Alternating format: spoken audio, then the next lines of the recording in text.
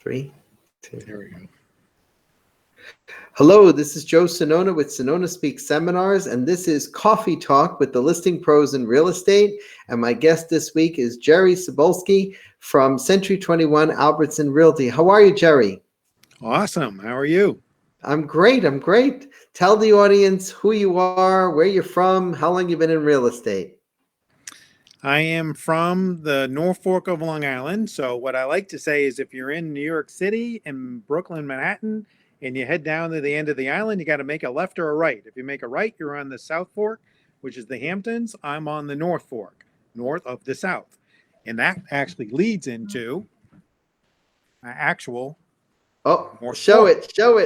it. Wait, bring it down a little bit. We wanted to see that because I was hoping you'd bring that. Or bring it up a little bit. Show the fork. So the way the fork goes is there you go. There it is. So in 1978, my first job was moving irrigation pipes on a potato farm. So now I took my potato fork, put a north on it, and created my own North Fork. I love it. That's become your biggest logo there is, right? All the things that you advertise, it's right there. Yep. That's awesome. So how long you been in the business? Been in the business for 18 years, going through a financial crisis, hurricanes, depressions, recessions, lockdowns, pandemics, you name it. Every year is something new, something different. And that's what the fun of all this industry is about, is once you start understanding the only constant is change, it just makes it a lot of fun just to keep taking all these little dodgeballs that get thrown at you every year and find elegant solutions to them and keep your clients happy buying and selling houses. It has certainly tested us, hasn't it? All these hurricanes and pandemics. Yep. How's life been with the pandemic? It's actually been good. We turned out to be, and I've seen this in different markets, is when you really test the confidence, like the financial crisis when that hit, or Hurricane Sandy wiping everything out. There was no power and gas lines. It seems like my phone rings a lot more. So because the North Fork is about experiences and tasting rooms and farm to table food and beaches and all those respites, it's a safe space. So people tend to come out to vacation rentals, or they'll buy a vacation home out here, or look at doing retirement. And we're still connected with the Hampton Jitney and the buses into New York City and LaGuardia and JFK. So you can get out around the world and come back out again all through public transportation. So it turned out with the pandemic, a lot of people exited New York City when all the grocery store shelves emptied, bought deep freezers, and came out and rented houses out here and bought houses. So it was. So you benefited from everything. Yeah, I was up from last year, but I've been in the same kind of volume areas. It was just a very different way of doing it. We shut down for 2 months. People bought houses virtually through Matterport tours, as I was using a lot of that technology. Nice. And then also finding out what they wanted to do. So they were buying houses, renovating them. So we're doing a lot of hardwood floor refinishes, interior repaints, renovations, making them their great safe space. So they weren't doing the sports programs during the summer. They weren't doing the vacations that were already planned. So they ended up just spending that time and money into homesteading and taking the house and making it their dream projects. So it was a lot of fun. Interesting. So let me get right into the questions, and in full disclosure to our audience, I will tell you how I met Jerry. I think we met in the airport, right? Mm-hmm. And was it LaGuardia or Kennedy we met in? I forgot which airport. Kennedy. Yeah, we were going to a conference for speakers because we're both speakers, and that's how I first met you. And then one thing led to another, and here we are talking on Coffee Talk, which is amazing. But you are a speaker, and I want to give you kudos and props on that as well. And when you told me you were Jerry of the North Fork, I didn't believe you until you actually showed me some pictures. I think it was in the airport. And so now you also are an instructor like myself, right? Which subjects do you teach at your schools?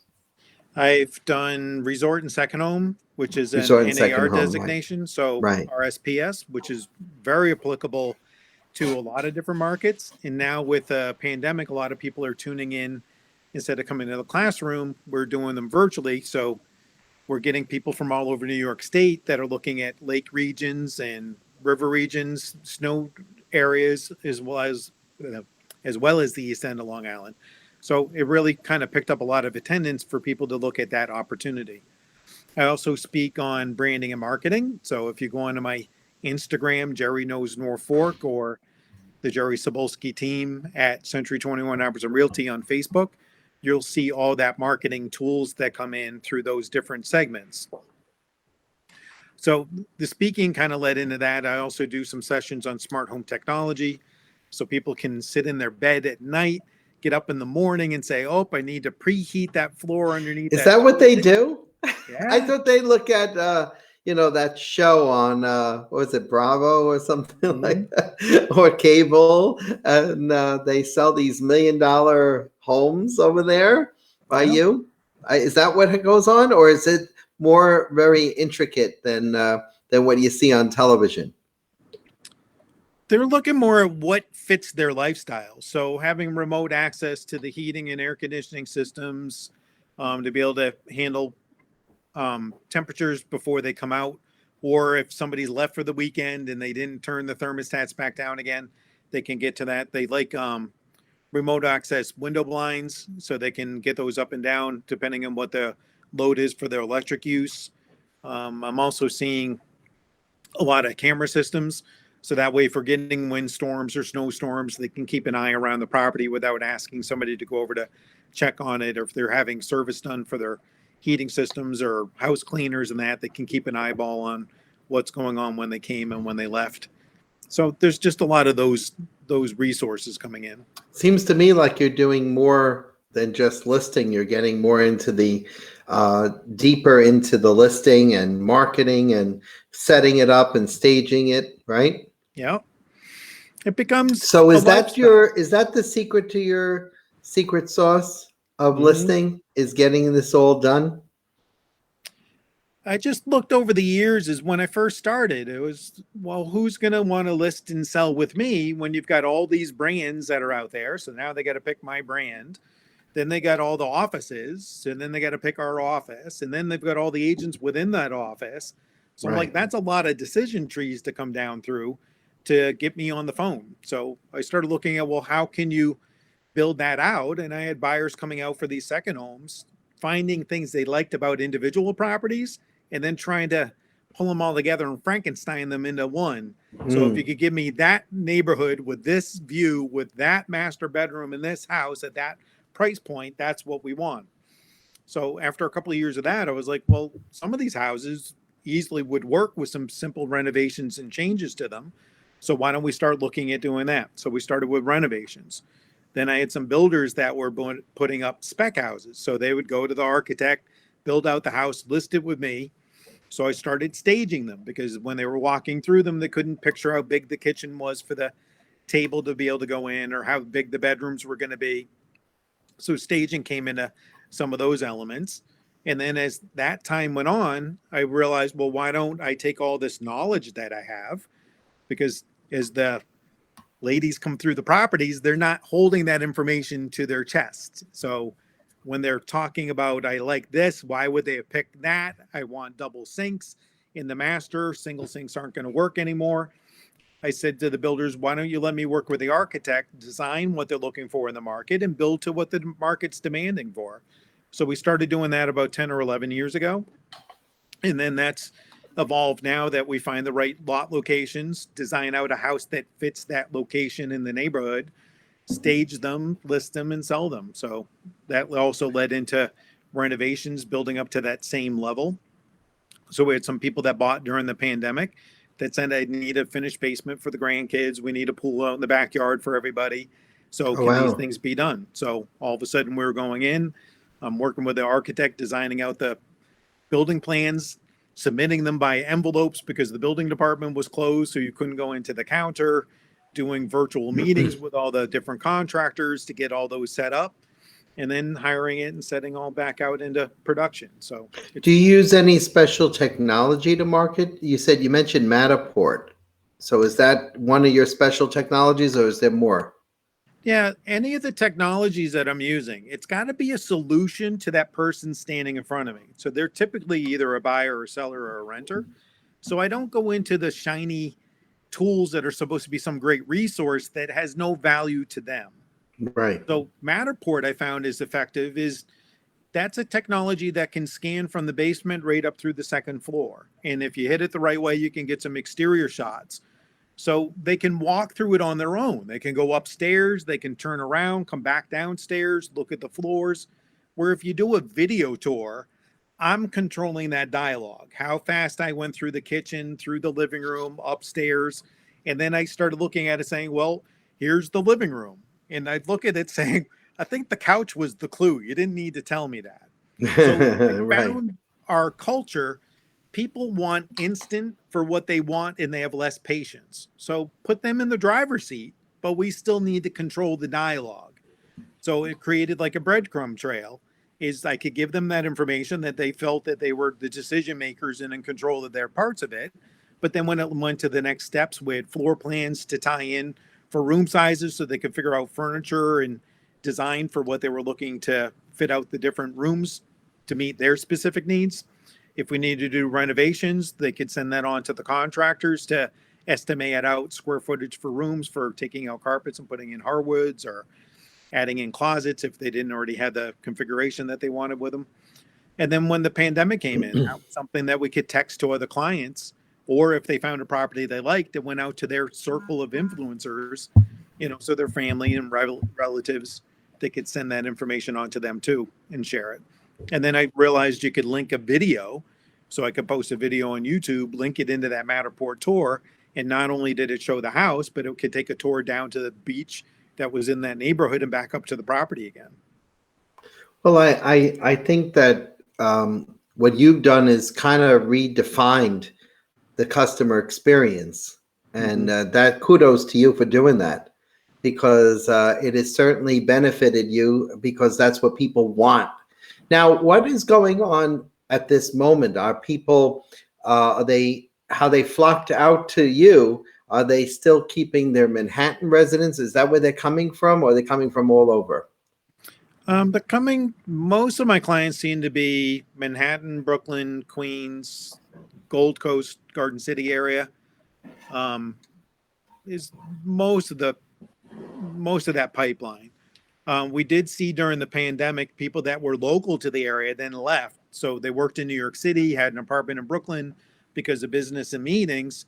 They had to be in there. So once they could work from home, then they're like, well, we don't need to work from home in Brooklyn. We can come back out to the North Fork. So I got a lot of first time home buyers that were able to actually come back to the area, and we're working with bigger companies. So that filled a lot of gap solutions for family and friends and lifestyle.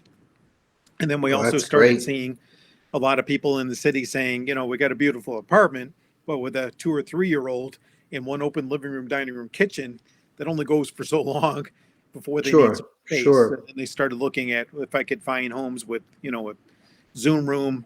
I got a lot of people working from home in different timelines. So they were looking at Zoom rooms in different levels so that they could handle the business from home, but not overhearing each other in the spaces. And A lot of then, new development there. There yeah, is a lot of, and renovations. That's great.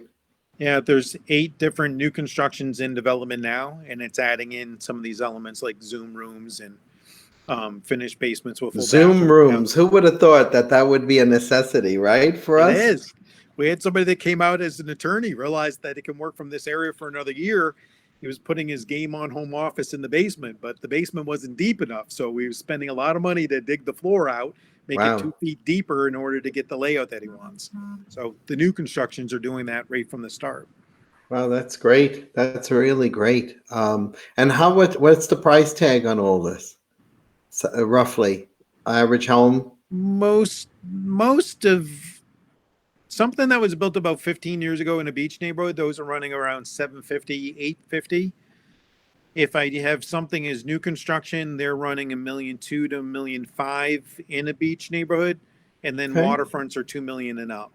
Wow, that's awesome. That's good, good pricing, and you still have the lifestyle that you want, right? That's the key. They know what their lifestyle is, they know what their taste is, and they know what that house has to have as options. And if it doesn't check all those boxes, it's not even under consideration. So it's not a Interesting. price factor. It's it does it fill a need factor. And if it fills all those needs, what we saw last year is price didn't seem to have a ceiling also. We had a 2-bedroom house that was sold for about 675, built in the 70s, was a little tired and rough. The people came in, renovated it with nice reclaimed wood floors and open um, faucets and a outdoor shower kind of vibe. So it had a lot of style and personality in it. They listed at $1 million. They started getting offers. It ended up closing at $1.5 million, and that's not a waterfront or a So water view. if somebody new was to come into the business and work with you, right? Mhm. What advice would you give them on how to get started? The biggest thing that I always start with is come up with a database management system and create your systems. So a lot of people look at, well, I don't know anybody, so if I get a customer, then I'll just wing it as I go through and learn from experience and then handle it. But what's going to happen is at a certain point, that momentum is going to start multiplying with each other. And then you're going to get busier than what your non-system system can handle. And then you're going Right. to get stressed out, start missing opportunities, get frustrated. A customer you took out now bought with somebody else after you had spent a lot of time with them. So to get around that is, if you're meeting with a client for purchasing a home, what is their name, their phone number, their email addresses? How do they prefer to be contacted? What criteria are they looking for? 3 bedrooms, 2 baths, $500,000, 2-car garage, those important elements, and get them then set up in a system for it.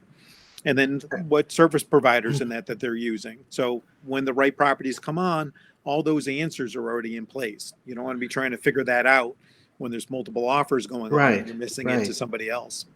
And would you give that same advice to an older pro, Mm-hmm. someone in the business who, really needs to redefine themselves there? Yeah. Because You that's would. usually where I'm hearing it on the other side. I don't know how you do all that you do, because there's I'm just exhausted just hearing this. it just it gets in the zone because what ends up happening is you're scheduling. So everybody's got a smartphone now and they're all Right. running off of that. So get your system set up that they're all on the cloud and running in that system. So from there, use the contact management system. So if you have a home inspection, that's on your calendar. If you have a listing appointment right after, it's on your calendar.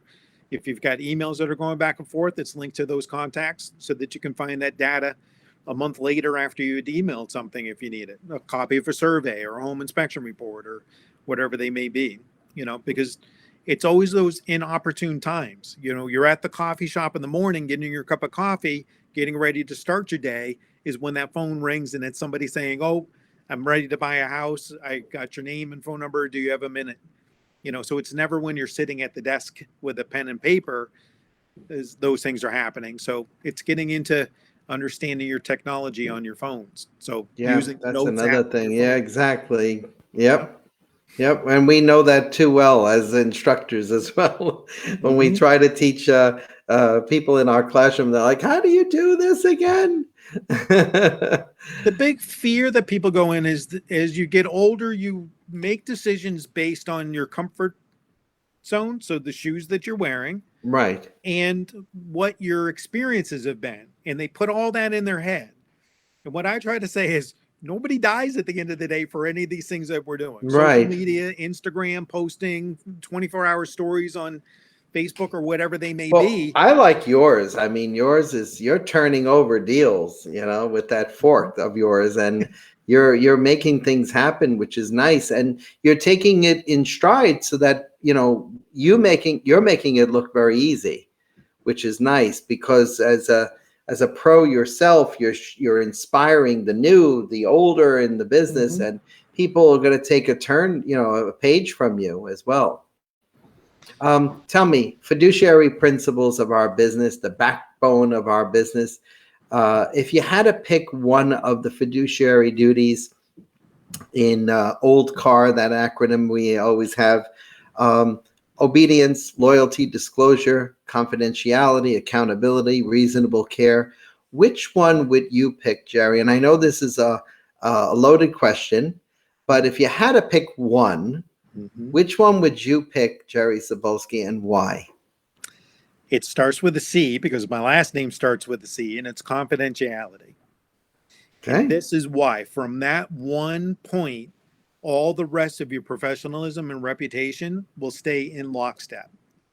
So if you know who your clients are and you're staying confidential with that information in that transaction between the two of you, and you're not getting out and talking at a school and gossiping past that, because confidentiality means you're not talking about the negotiations or why they bought or where they went or any of that stuff that the gossip chain can bring into it, builds that reputation. And I've gotten a lot of business over time just because of that professionalism that was in there for past clients and that appreciation for it. Right, that's great. That's good enough for me. Any last words before we end the program? Just take the business, have a lot of fun with it. Don't get caught in the weeds of what other people are doing. Find your path, stay in that path, and it just gets better and better every year. And that's good enough for me. Hey, listen, I want to wish you a very, very good summer coming up, good spring season first. And thank you for being on the show. I really appreciate an honor to have a fellow speaker as well on the show as well. Thank you. Thank you. All right, this is Joe Sonona with Sonona Speaks Seminars, and this has been a very, very good episode of Coffee Talk with my friend Jerry Cibulski from the North Fork of C21 Albertson. Thank you, Jerry, for being on the show. Thank you, Joe. Can't wait to Take see care. you again. Yes, you too. Well, maybe we'll meet at another airport soon. Talk to you soon.